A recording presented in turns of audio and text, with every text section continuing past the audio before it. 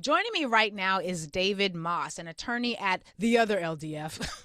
Every time I say that, it cracks me up. The Legal Defense Fund's Justice and Public Safety Project, where David promotes models of public safety that rely on community care rather than policing. David's also a lifelong New Yorker, so this is an issue that matters a lot both to he and I. David, it's a pleasure to have you here. Welcome to the show.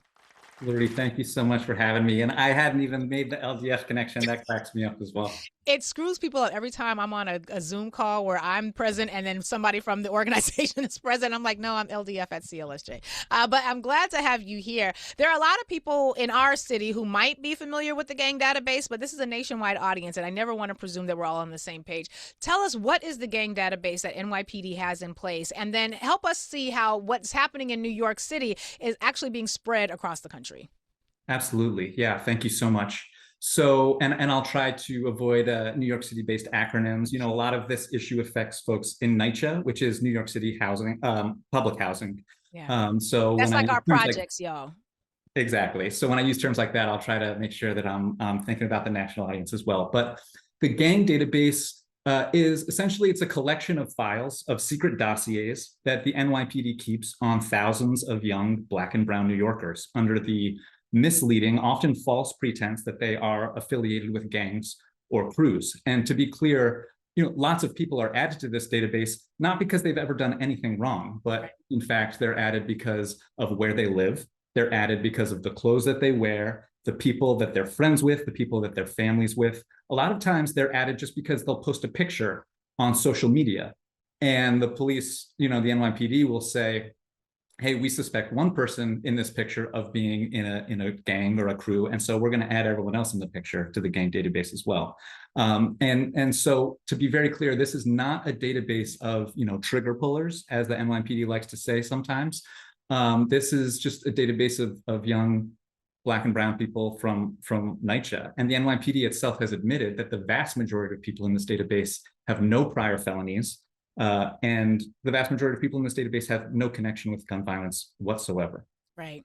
Now, y'all, I will be perfectly honest and transparent. My organization, the Center for Law and Social Justice at Medgar Evers College, supports the work of this coalition. This is something we have testified on behalf of. So y'all know I don't believe in hiding the ball. I think this gang database is, quite frankly, David, close your ears, it's some bullshit. And it basically is like a slave catcher's list of who they would be looking for at any given day or time. And as you noted, if I am in a picture with my cousin, and my cousin might be have been suspected of being gang affiliated, whether that suspicion was proven or not, both of us are now going to be in this database. And as I understand it, David, you might not know if you're on the gang database, and there's no real established procedure for having yourself removed from the gang database. Is that still accurate?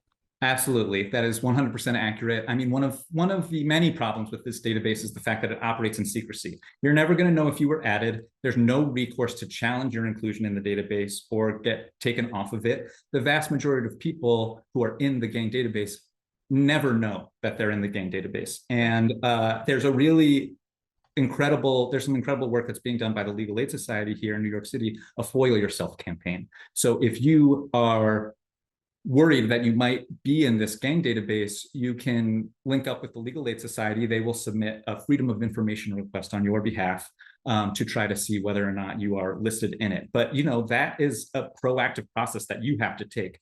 No one's ever going to just give you that information. And in fact, the NYPD has a long history of being very stubborn about whether or not they're going to comply with Freedom of Information requests. So the secrecy is a huge part of the problem. And of course, you know, while you don't necessarily know that you're in the gang database, you might feel the harms anyway. And the harms of being in this database are very real. We have people who are essentially, they have a target on their back because the NYPD sort of puts this suspicion on them and then subjects them to constant stops, interrogations. We have people who we know about who basically get pulled over every time they get behind the wheel of their car. We have people who we are in our communities who are arrested for things like jaywalking, and then they're brought into the police precinct and they're interrogated for hours about things in their community that they have no idea about, they have nothing to do with. There are folks who, if they do get involved in the court system, they're being denied diversion opportunities, which are really important for them and really important for their community, that they have those opportunities, and they're being denied because of these spurious gang allegations that they might not even know Right. that are being placed on them. But the people who do know, as you mentioned, are the NYPD, right? That's the New York City Police Department. The judges who have to adjudicate matters where they are appearing before the judge. The judge might have this information given to them by the prosecutor, and you might, as a defendant, be finding out for the first time that there is this entire, dare I say, dossier about you alleging things that you never had knowledge of and the ability to resist. There is another component to this, David, which has been of particular concern to those of us at the Center for Law and Social Justice at Medgar Evers College, which is the element of surveillance. One of our attorneys, Roger Wareham, phenomenal criminal law attorney and international law expert, he testified at a New York City public hearing because there is now an effort to have video surveillance of unknown project buildings, NYCHA buildings. Those of you who are outside of New York City, those are our projects, once again. And basically, we don't know who's going to be monitoring this surveillance. It's going to be a direct feed from the building where you might live or where you're visiting, if you've got friends or family who live there, to the NYPD. We don't know what the nature of the storage of that data is going to look like. We don't know if it's going to be looking for criminal suspicion of activity afoot, or if it's going to just be everybody who happens to walk past on the sidewalk getting caught up in this system where there is this massive surveillance effort. Now, while we're talking about something that's taking place in New York City, this feels very reminiscent to me about what the federal government is doing and what other states are doing when it comes to surveillance and these gatherings of lists, these compilations of lists of people who are suspected of being, dare I say, members of Antifa, which I don't know. I'm still waiting to see if there's like a membership application or something. I haven't seen that. Talk to us about what the potential nationwide implications are when patterns and practices like what we're seeing in New York City are spread throughout an entire community. Absolutely, absolutely. It's a great question, and it's so important. So, we are already seeing these sort of gang allegations being used to fuel the authoritarian deportation regime that's happening. And to be honest, uh, this is frankly, it's older than the current Trump administration. ICE has relied on local gang databases to deport people for a long, long time, many years. There's reporting about this at least as old as 2017, potentially older than that. But we see this around the country, and but we've definitely seen the same exact kind of rhetoric, the racially prejudiced rhetoric that is used to establish the New York City gang database. We are seeing it used to justify these kinds of basically sweeping up people in the middle of the night, right, sending them to facilities around the country, and then deporting them without due process. So, for instance, you'll see, we saw this a lot with like Tren de Aragua, that essentially, saying Tren de Aragua or transnational gangs was being used as basically carte blanche for the administration to go into communities and do whatever they want to people.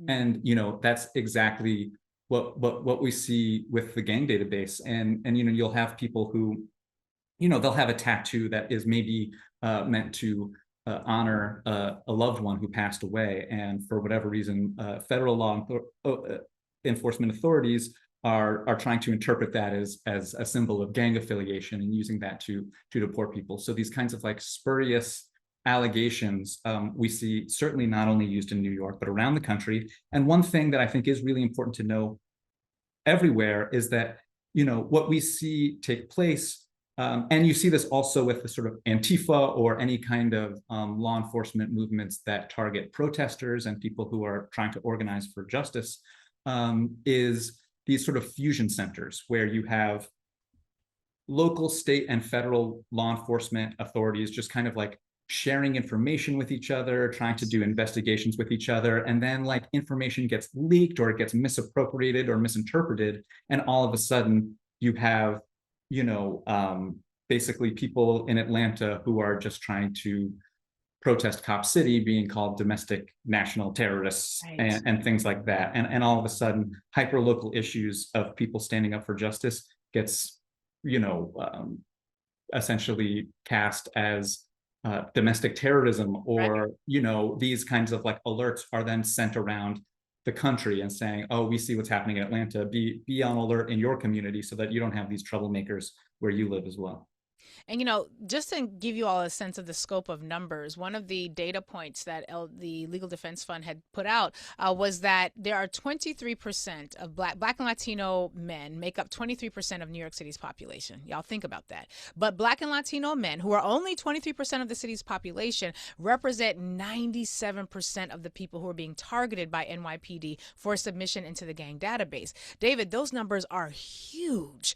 And there are a lot of people who, quite frankly, are snookered by media campaigns that say this is what we need to keep people safe. This is what we need for public safety. And there is a mayoral election. There's an election happening right now, and one of the positions being selected is the mayor. And the vision that the Democratic candidate currently has been one that's centered around public safety. You do a lot of work when it comes to understanding these issues, yes, but also thinking about how public safety is connected to community care rather than policing.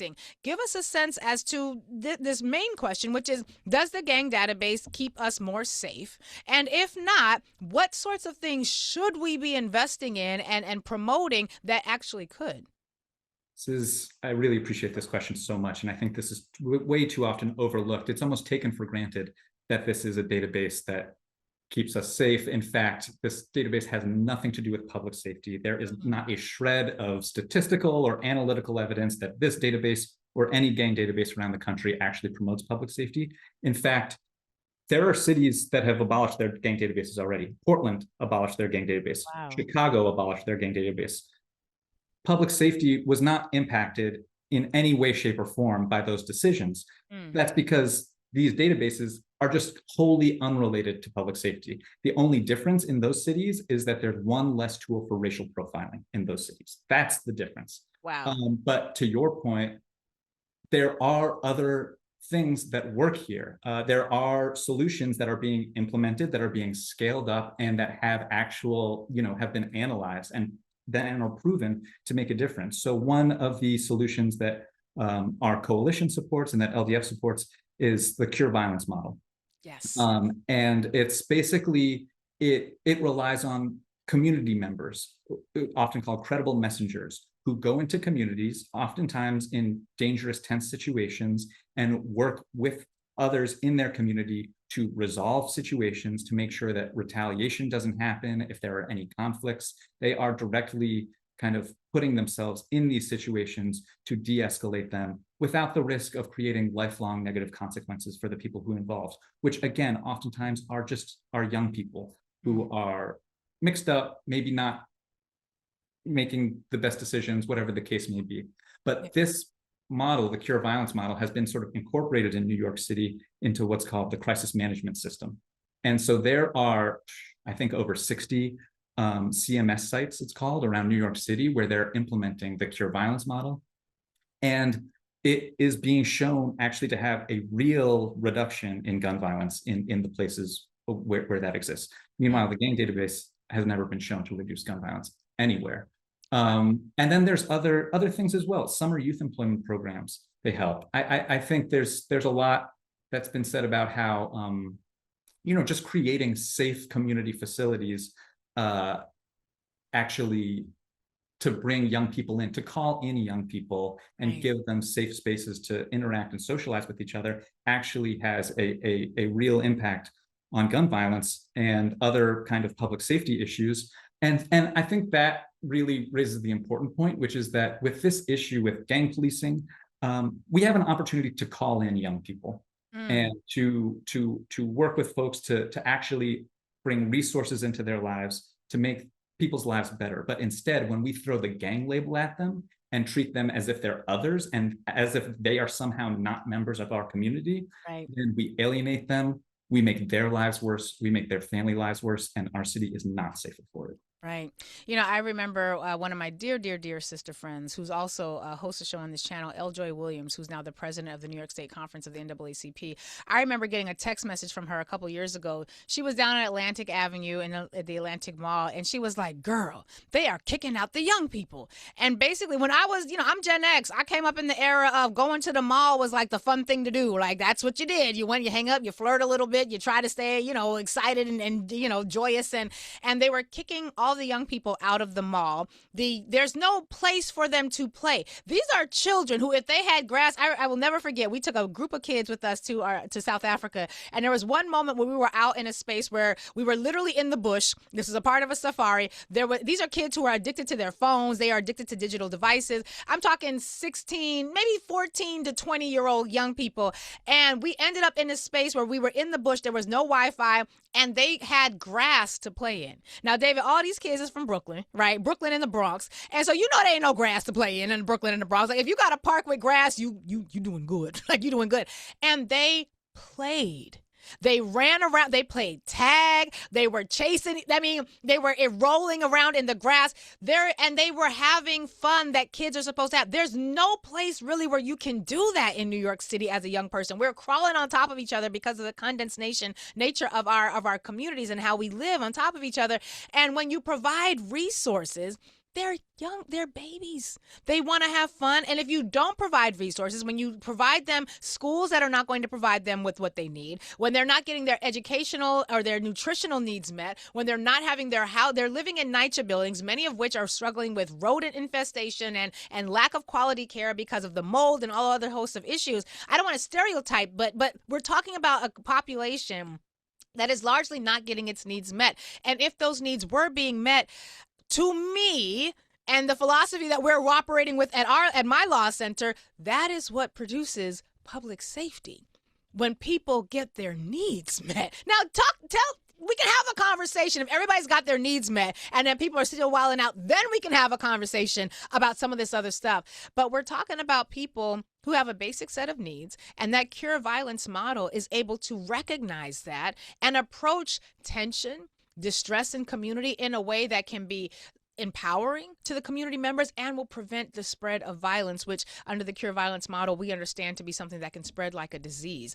How can the community organize? If you are in New York City, what can community members do to prevent the spread of the gang database, to eradicate the gang database? And if you're concerned about a gang database showing up in your community, I'm seeing one of the show, in the show chat, somebody's saying that when they were younger in early 2001, as a young person in Los Angeles, found out that they were in a gang database. What can you do across the country to prevent something like this from coming to your space?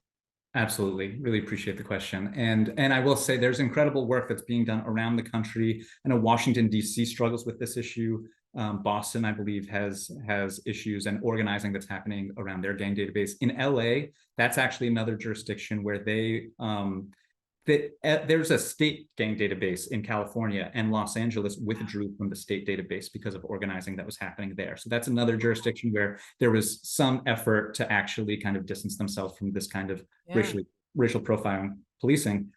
So there's great organizing to plug into in places all around the country, wherever you are. Look into this issue, see if there's a gang database that's being used by your local police department. A lot of places there are.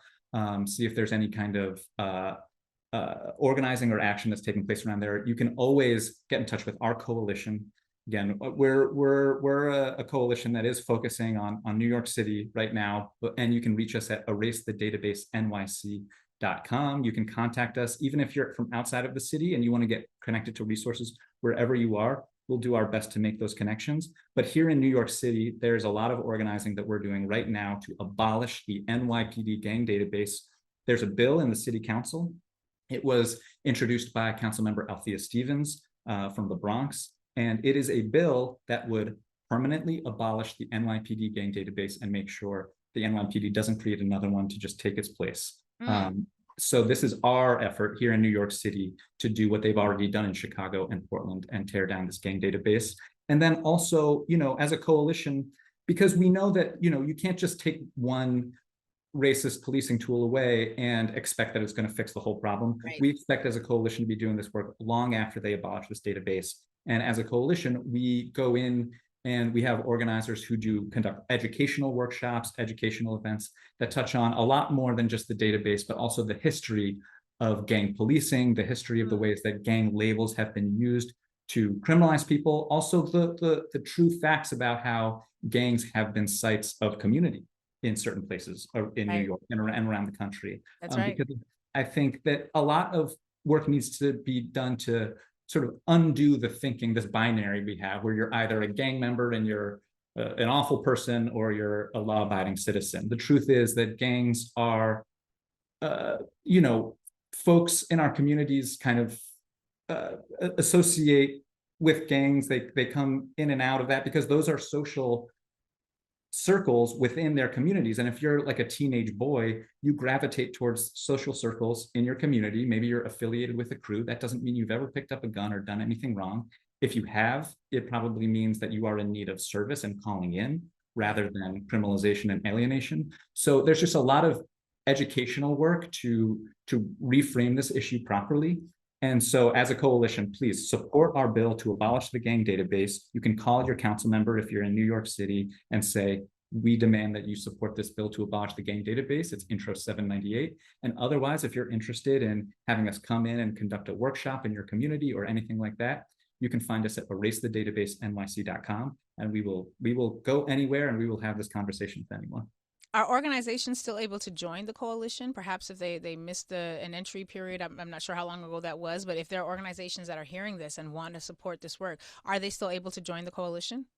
Absolutely. So at that same website, erasethedatabasenyc.com, you can sign up to endorse our campaign to abolish the gang database. The coalition itself, you know, it's a very involved coalition. So the organizations who are like active coalition members are coming to meetings every week and really driving the work forward. And if folks are interested in taking on that responsibility in terms of counteracting these kinds of policing activities that are happening, we welcome all comers, and we will always have those conversations. But especially if you just want to sign on in support of the bill we're doing, you could do that in 5 seconds on the website. I love it. And that provides a variety of opportunities for people to engage. David, really appreciate you giving us some time. This is an issue I want to keep tracking because I'm also very concerned about what's happening at the federal level as it pertains to Palantir and databases and surveillance and all of that. And there's so many analogs to this in a variety of ways. I really appreciate you giving us some time. Thank you so much for being with us, David Moss from the other LDF. Thank you, Lurie. It's been a real pleasure.